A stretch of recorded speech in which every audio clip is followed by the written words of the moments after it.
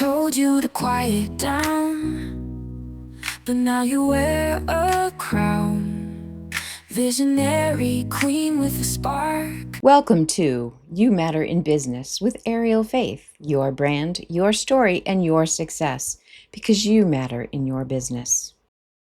We are welcoming back Paget Norton, and we're going to talk a little bit about what we do to help women, specifically with our photography. So here's a few of the subjects we're going to talk about. And then welcome Paget. How does branding photography help women step out of hiding? I'm just going to give you kind of like in your mind some of the things that are, how does creating new visual identity help them with their internal transitions during this phase of life? And then when they ask themselves, who am I now? How we pull that out through that process, the inner work connection, which is we become part of their journey, part of their story in terms of how we help them share their true self, their authentic self. I would say a good portion of my clients choose not to do professional hair and makeup. They actually do their own makeup. Yeah, I have about 50-50. And part of it is that the images they see on my website have women looking pretty natural. I mean, or if they get their makeup done, they want a very natural look. They want to still look like themselves. Totally. And I think even the boudoir photos, and nothing against people who want to get really glammed up. I think that's like a whole thing unto itself. But for the work I do, I think that, again, women over 50 go on and they see themselves in the images that I take. And they're like, oh, she looks pretty natural. Like, that is more like me. And so that inspires them to kind of work with me. Yeah. It's interesting. I don't know how to pull this together, but I think it's worth at least having a conversation about. But I'm working on, this is all in my head at the moment, but I'm working on a series that I want to bring at least during the summer, because here it's too hot to shoot in the summer. So I have to basically do studio work. Yeah. But I want to do a 50 plus, 60 plus. I don't really care. It could be 90 plus. But it's more about the elegant beauty of a woman.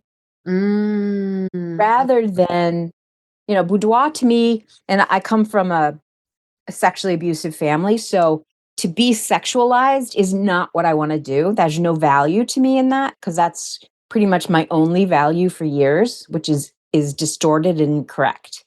So allowing a woman to have that the elegance that women used to have back in the day when they were the courtiers and you know what I mean? Yeah. That level of, no matter who they are or what they are, they can have that experience of those elegant type experiences. Whatever that is for them will be different. Yeah. But that's kind of one thing I've been brewing. Interesting. Yeah. Because I know I've heard a lot of women, especially in their 60s or late 50s, 60s, they're like, oh, I want to just do a photo shoot for me, but I want it to be, I don't want it just to be a portrait. I don't want it just to be branding. I want to be able to show what I feel inside. Yeah.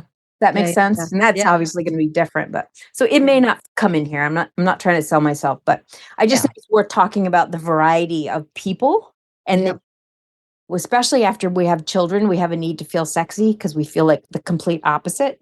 Whereas as you get older, that becomes less and less important. Yep. At least for some, not all. Yeah, totally. Okay. So let's start again. Again, I'm going to do that, little intro that I'll add to both of these. And then we can start. Great. We are welcoming back Paget Norton today. Sure. Her information, by the way, will be on the show notes, so you can get in touch with her. If you're in the Bay Area, please give her a call. Yeah. She is an incredible woman and an incredible photographer, and she really understands the challenges of women, especially in transition. We were talking, and she was saying that seems to be the women that she works with more than than some of the other clients. Yeah. So we wanted to talk about that transformation and the inner work and the struggles, particularly for the women in their later transitions of life. It could be their kids are going back to school. Yep. That's a shift. It's also another shift when the the kids move out of the house or they go to college. Then they have babies, and now you're a grandmother and you don't see one in the mirror and you're like, who are you? And Mm. then, we kind of live through a continuous change as a Yep. woman. Yep. We're not defined as a businessman for 50 years. We're Mhm. defined as all these various roles, and they keep changing on us. And we don't always like the results. So it causes a bunch of internal chaos for a woman Mm. Mhm. that, as a group, we all deal with. And when we talk about it, it becomes easier. When we Yeah. share our experiences, it becomes easier to say, Mhm. oh, I felt that too. We have a community that we can just feel normal with. Mhm. And that's a huge thing, to just feel like what you are doing, what you are feeling, and what you're going through is normal, and there is another side. Yep. There is a light at the end of the tunnel. So let's talk about first especially women who are going through these life transitions. Mhm. They might have decades of experience. And this is the thing I see. They have been super successful at work. They've had years of experience, but at some point, they feel like they're starting all over again. They Yeah. feel like they're right at the beginning, Mhm. and they're really not, because they have all those years of experience that have led them to where they are. But for whatever reason, I see this over and over again. They still have those, I'm not good enough, imposter syndrome, Yeah. I really don't know, even though Yep. I pretend to know. All of that stuff starts brewing in the female Mhm. mind. So, what role do you see, particularly brand photography, Mhm. playing in helping women step out of hiding Mhm.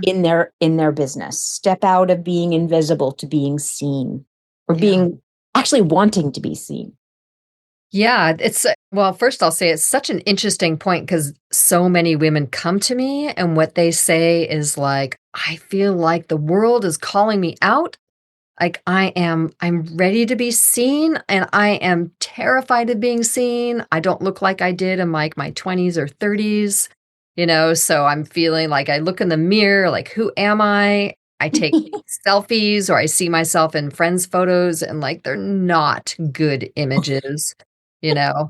But at the same time, like, I feel like the work I'm doing now is so important.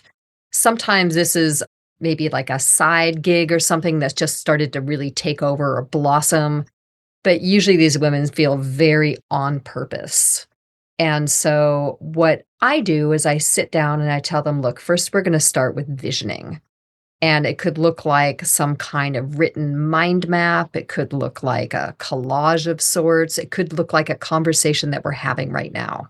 A mood board or whatever. Yeah. Totally. Yeah. Yeah. So some people are very visually like oriented and they're like, I love mood boards. And other people just want to have a conversation. Right. So because I have a background as a teacher, I kind of orient towards whatever their learning strategy is. Yes. And so we sit there and usually the first question I ask is, how do you want to feel when you see your images? Because I think that is the key and the core of things. If these images are for other people, which they often are, right, as a business owner, then the second question is, how do you want your clients to feel or potential clients to feel when they see your images? And then we start to tease out different aspects of their personalities. So they do this kind of deep dive into like, who am I? What do I Hmm. want to put out there? Yeah. And that's the part where I do start to ask questions. It's like, "Oh, I wanna show people that I'm, like, really professional and really serious and really organized," and then as we talk through, I might say something like, "Wow, you actually seem very playful too." They're like, "Yeah, yeah, okay, yeah, I am that too," or I might suggest things that I'm seeing. So we'll kind of put all of these things onto a mood board or some kind of mind map, if they've got different roles in their job or different Hmm. locations within their job, then again, we start to put that down. And I tell them, like, let's just get messy. Like, this doesn't have to be a kind of type A bullet pointed list. I just want to see all of these different pieces of you. And so we're pulling out all of these different pieces together. And some women need time to kind of sink in and really digest this piece. It's like, who Mm-hmm. am I? Right? If I'm a mother, yes. And also, if I have kids who've left the nest, you're still a mother, but it's a different role right now. Yes. Yeah. If you are transitioning from one particular kind of job to a different thing that is more of like a passion, hate to say passion project, but often I find the women I work with are just super passionate and lit up about the direction that their career is taking. And there's something inside of them that feels so on track right now and so in alignment with who they are authentically that is not for other people, it's for themselves. That I think yeah. part of that, just philosophically, is the nature of the life of women being the caregivers and obviously we try to equalize all that if we're both working, et cetera. And that sometimes works and sometimes doesn't, let's be frank. But we take on all this stuff, not because we necessarily are forced to, because it's our nature. We love to care. We love our children. We loved caring for our children. We love making room for, these are just parts of who we are. Right. But we can't bring the same person playing on with Legos with the 5-year-old to the office. So we also have to be this other person to accomplish the business jobs, right? And it's not that it's not you, it's just a different aspect of you. Totally. So when you are kind of done with that phase of your life and it's just you and your husband, or maybe just you yourself or your significant other, you start to realize that you don't want to do what you've been doing for the last 30 years because you really never really liked it or you're tired of it. Yep. And you've have all this experience and all this learning that you have had through all of these jobs or experiences that has now put you in a place to be of help to somebody else. Mhm. And that's where the passion comes in typically. It's still a caregiving thing. It's Mhm. still a, gainer or giver's gain type mentality, but it has purpose, it has meaning, it has impact. Mhm. And that is, for me, that's why that shift kind of happens because now you have that space. But anyway, that's Yeah. diverting you. Yeah, I think that's fascinating too, because I know that my mother I have a sister who's 6, 7 years younger, and I remember my mother going back to school and going back to work when I was in high school, and you could tell, like, she really wanted to do this. She hadn't been in the workforce for years and years, and I think at the time, there was a part of me that judged her for that, like, "Well, why doesn't she wanna stay home?" Like, "Come on, that's what you've been doing." Yeah. And now on this side of it, I'm like, "Oh, she finally had a moment where she was like, 'This is for me.'" And I really don't think that our society really supports that idea that, well, No. to be like, "I actually am very career driven at this moment. I'm doing a thing for me and it's okay." You know? Yes, it's not a selfish act, actually. Yeah, People, that's, I think, the thing that trips people up is that judgment of, well, you're being selfish. right, You have not been selfish for 40 years, for crying right. out loud. You are Yeah, not selfish. yep. You just have room for yourself now for the first time in however many years. I literally raised children for 40 years, so that's why that number comes. Most people, Yeah, it's yeah, 20. yeah. For me, it was 40. Yeah, totally.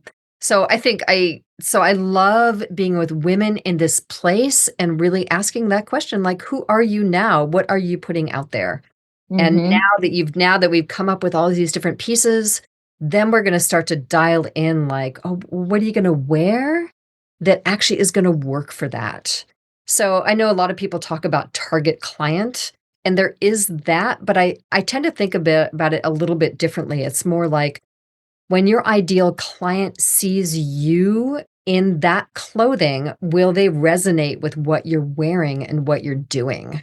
Right. Right? So I had one client I worked with who was coaching women around money, and she was coaching affluent women around money. And I said, "Your clothing needs to be something that they relate to," you know? It's interesting you say that because there was and I'm not going to be able to remember. I will try to do research before I put this up with the show notes. But there was a woman who teaches about archetypes in Mhm. work and relationships and other things. And she did a whole series of videos where she dressed the part of each archetype. Mhm. And she was in a room that fit the archetype.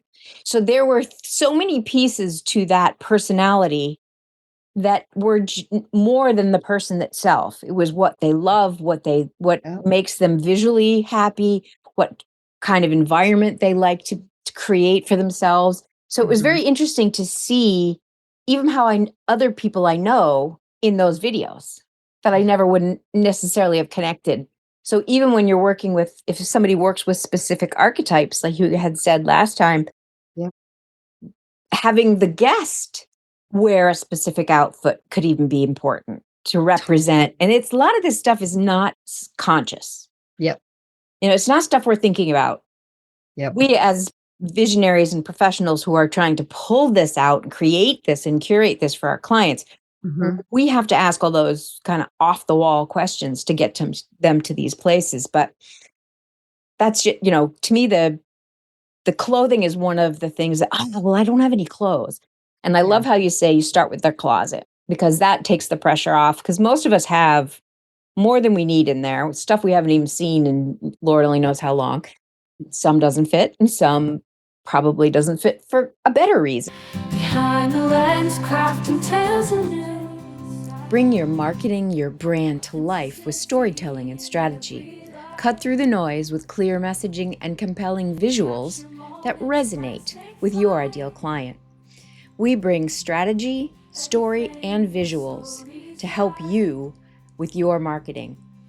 Visit arieljoyfaith.com and schedule a consultation and see how we can help you bring your brand No to life. selfies here, just genuine sight.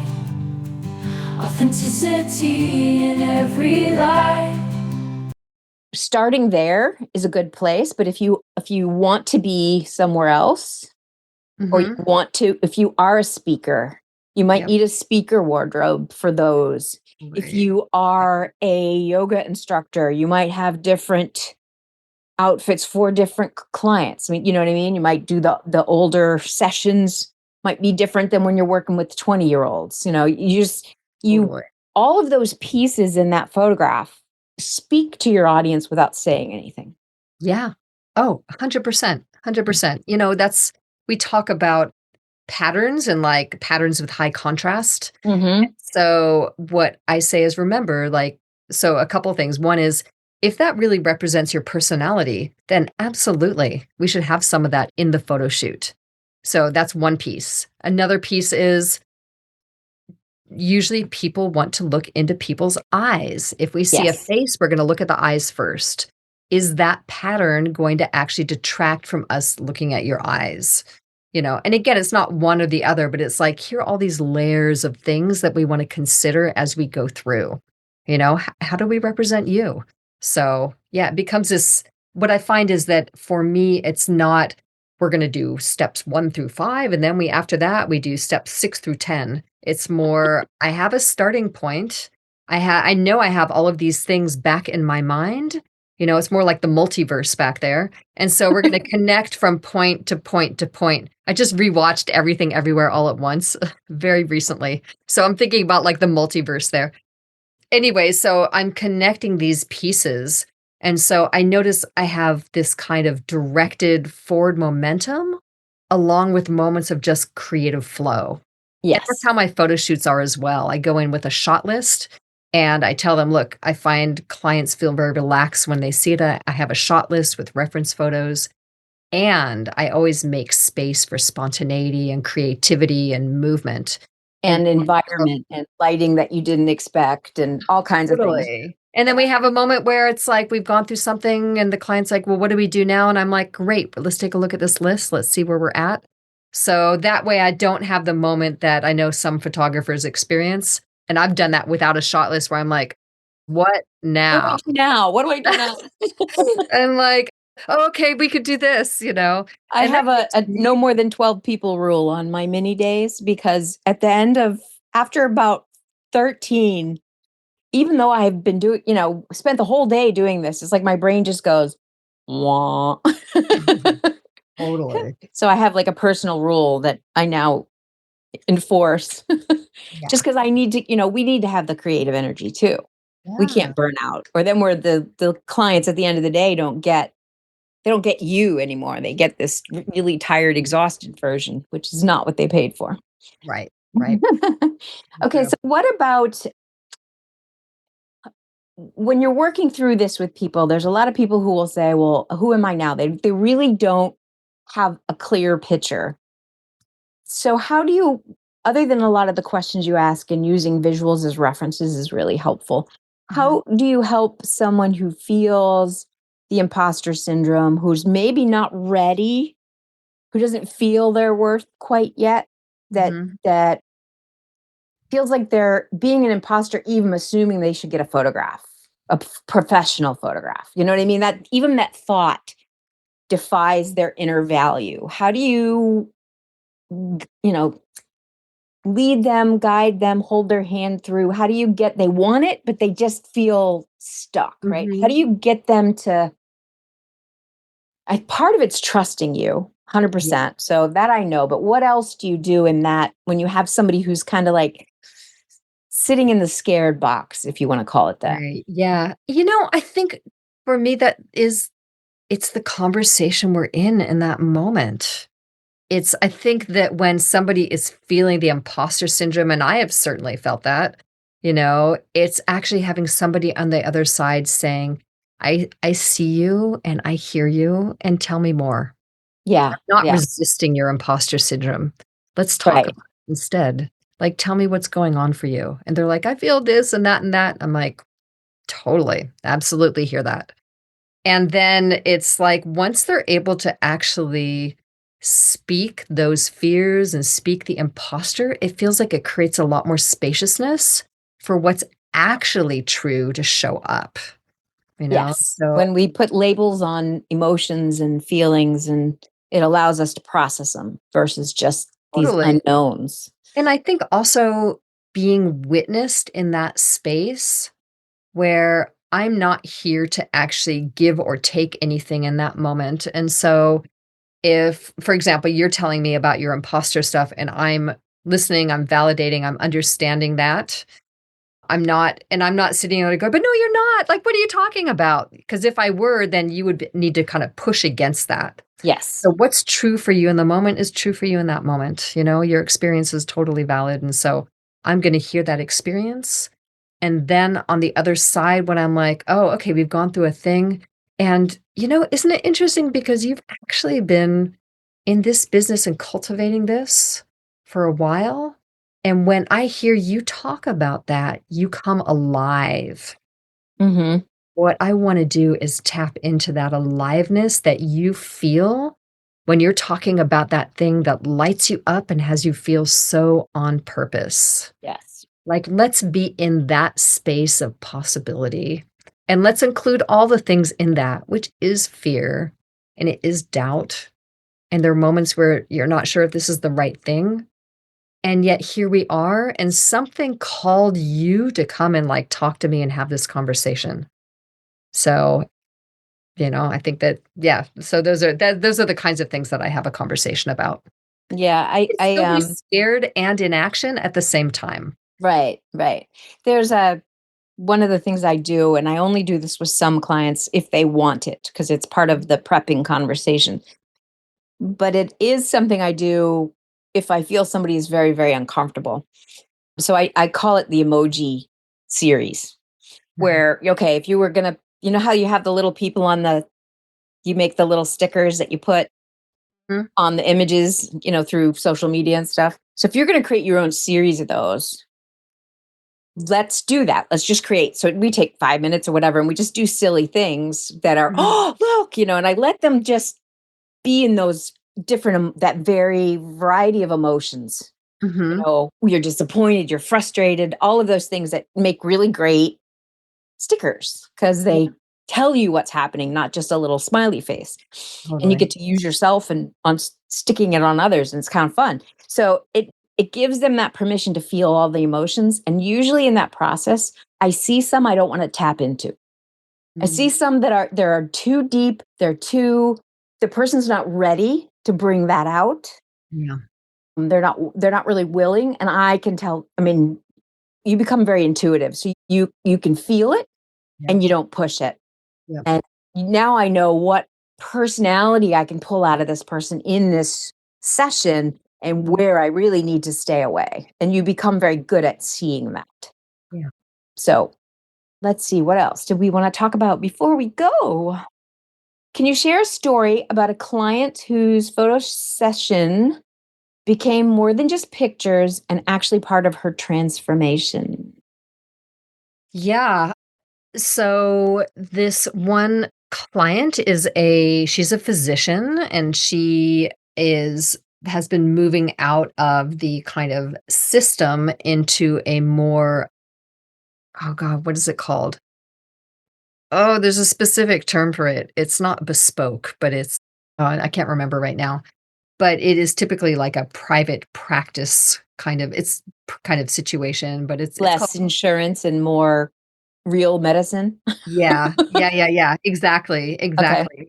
And so along the way, so we did this shoot. She's also done medicine work with people, ceremonialist work with people. She's done end of life palliative care. She's done hospice work.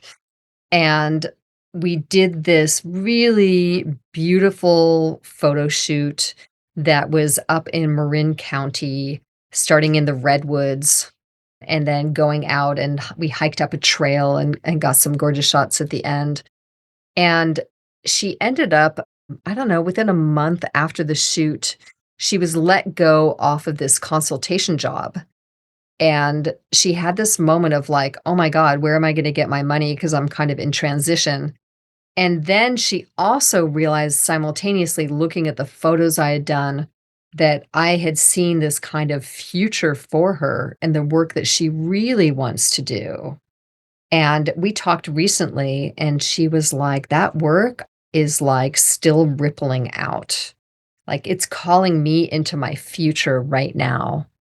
And she was like, "It's done something to me. It's like there's a kind of confidence that I have right now that is still resonating throughout." And every Yeah. time I see those photos on my website, because hopefully they put them on their website, occasionally Yes. they're like, And "I use haven't them done for it yet." their, yeah. I'm gonna throttle them, and then they say that, but anyway, they are on her website and they look amazing, and so it's she is seeing her future and she's living into her future, and she recently put out, like, some different workshops around, like, working with people around grief and the kind of death and whatnot. It's really fascinating. So, yeah, so she is somebody who is living into that future and the vision that we co-created.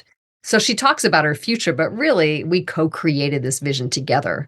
So it's like she says that I'm creating that future, but really she has created it for herself and she's living into that. And I think that's the thing that I kind of tease out of people. Yeah. Who And are you now? it is a skill. I mean, you have a great personality, so it is a skill. I know, and you'll work very well with some and not others, and that's perfectly fine, right? Yeah, I find that once people get on a call with me, in general, most people are usually a yes to working with me. But yeah, occasionally there are those few people where you're like, this is quite Doesn't quite gelling, fit. Mm, you know? And hopefully that becomes less and less the more our marketing gets, fine tuned and totally. and we're reaching out to those people. So before we close, I want to ask you two things. I'm going to have you give me information so that people can contact you to add to the show notes. And if there's any woman listening right now who's been avoiding getting their professional photographs because she doesn't feel confident or ready, what would you want her to know? I don't know if you're ever fully ready, and like I would say, my question is, how will you know? Like, how will you know when you're ready? You're never ready. It's just like having a child. Someone When said, you "You think you're can't ready, you're take not ready. action in a parked car." That's the Yeah. recent quote. Yeah. I was Yeah. like, "Well, that's not true." I take lots of notes on my phone, but but truly being in action means like driving the car. I would actually encourage whoever that is to reach out to, maybe it's me, maybe it's another photographer who does this kind of work, and just be in a conversation. And talk about it. Yes. And you And may find in that conversation you're like, "Oh, actually I could do this thing," or maybe you're not ready. or maybe I need to add this to my marketing budget for the next year, or, Totally. because you might not have had that in your marketing budget. So some of those conversations it may not be an instant thing, but it Mhm. might trickle down the road. So 'Cause that's a sometimes great point. people like, someone said to me years ago, I was so much younger, but I went into Peace Corps. I did do Peace Corps, and I said, "Oh, I'm gonna be 29 when I return," and she's like, "Well, you can be 29 with Peace Corps experience, or you can be 29 without it." And so I think it's that same thing. You could be 55 having done a photo shoot or 55 not. Yes. Like, there's no And time like this moment to actually take action, regardless of age, you know? oh, absolutely. And I just had the honor, and I will call it that, because it was a true honor to photograph a 90-year-old woman. Nice. And that was a beautiful experience because, and we didn't actually want to edit out I mean, part of her character was in the years of experience that was very, beautifully visible on her face. Mhm. We see so many women, we have such a hard time in our society getting old. Even all the actors, when they get older, they start, doing all this plastic surgery so they don't even look like themselves after a True, while. They're like, true. who are you? But we're not allowed to be gracefully old. Mhm, My mhm. my generation, which I'm Gen X, so my generation, we had grandmothers that looked like grandmothers. Yeah, yeah, Whereas totally. like my kids' children have a generation that don't wanna look like our grandmothers. Yeah, There's a resistance there. But I yeah. think it's beautiful when we embrace this stuff and we allow other women to embrace it. Mhm. Embrace the beauty they are, the spot they're in right now, and honor it. Whether Yeah. we're doing it through the camera, whether we're doing it through their messaging, Mhm. or just lifting them up in a support group. It's just, we can all help each other. Oh, definitely, All definitely. right. Yeah. So this is going to be for an audience of photographers, just to kind of recap that again. And it will be for an audience of all women in business, all kinds of different industries. So for the photographers that, a lot of times we're photographers, but we don't get our photographs taken. I know, it's true, huh?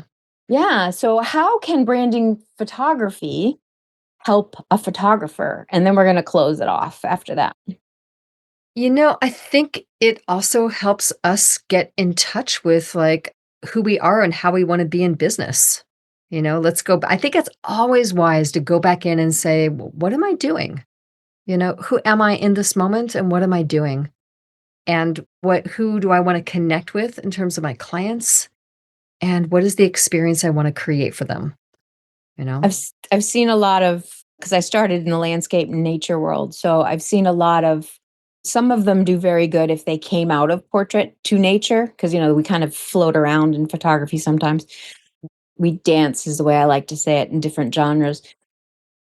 But sometimes, it'll be it might be a very well done selfie on the top of a hill. They're climbing a mountain. And so, I mean, it's not necessarily a bad image, but it's when they curate a series that's Mm. specific to the kind of photography they do, the kind of women they might teach, the kind of, when they curate that with their business in mind, whatever their business is, if it's behind the scenes with them working with a client in a studio, or on you have some gorgeous videos of this. So I couldn't help but think of that when I was looking at your stuff. It's like you have some very good personal branding on your own Mhm. website. So Mm. you set a good example.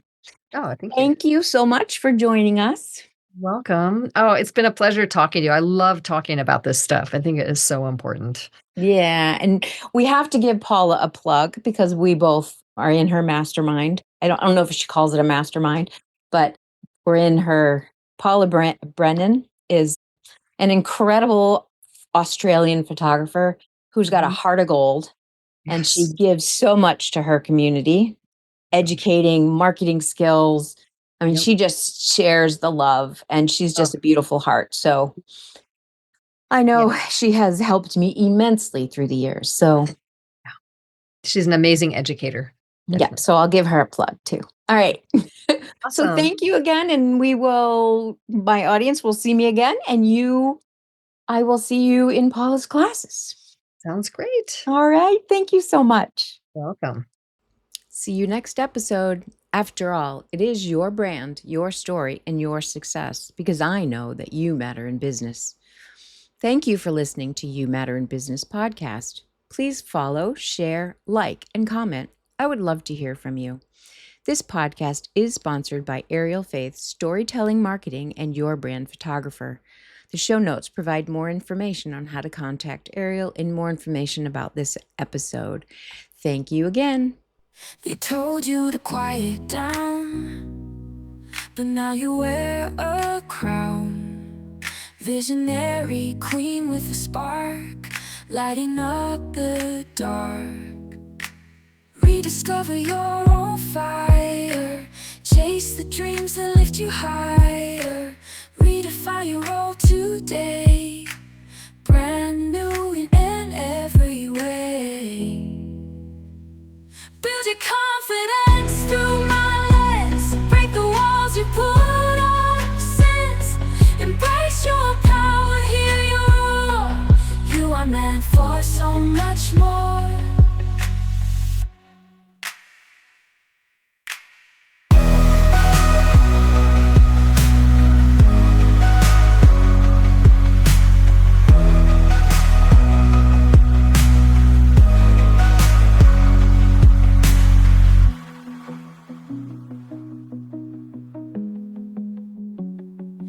You are meant for so much more.